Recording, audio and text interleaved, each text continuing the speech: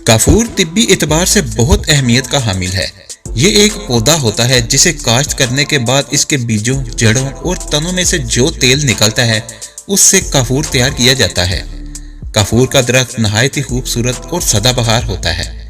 इस दरख्त की लकड़ी में से एक गाढ़ा रोगने कशीद करके भी मशीनों की मदद से काफूर अलग किया जाता है।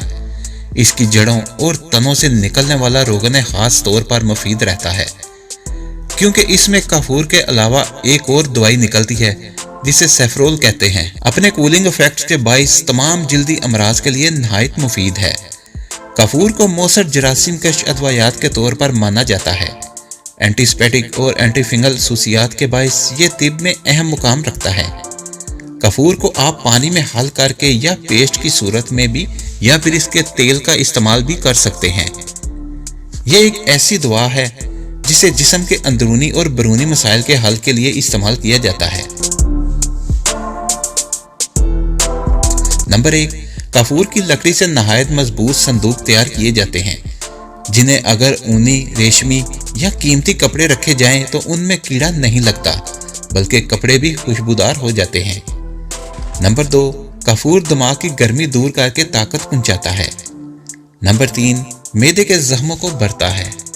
नंबर 4, पेशाब की जलन को दूर करता है।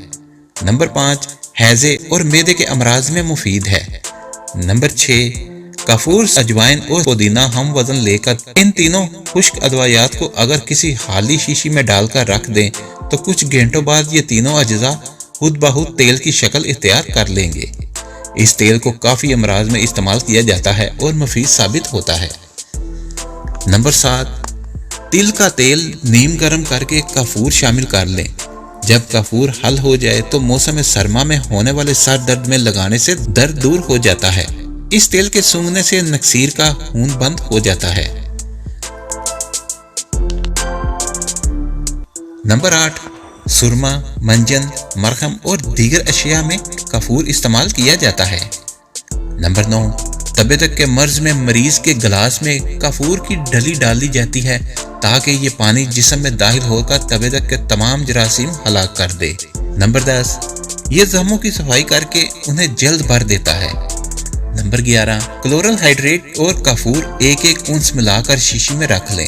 जहां बिच्छू या जहरीला कीड़ा काट जाए वहां इस दवा के 4 कतरे डाल दें, आराम आ जाएगा। नंबर 12, दांत के दर्द में दवा में काफूर शामिल होता है जिससे दर्द में आराम आता है। नंबर 13, चेहरे पर निकलने वाले दानों का बेहतरीन इलाज है जो जिल्द पर जलन नहीं करता।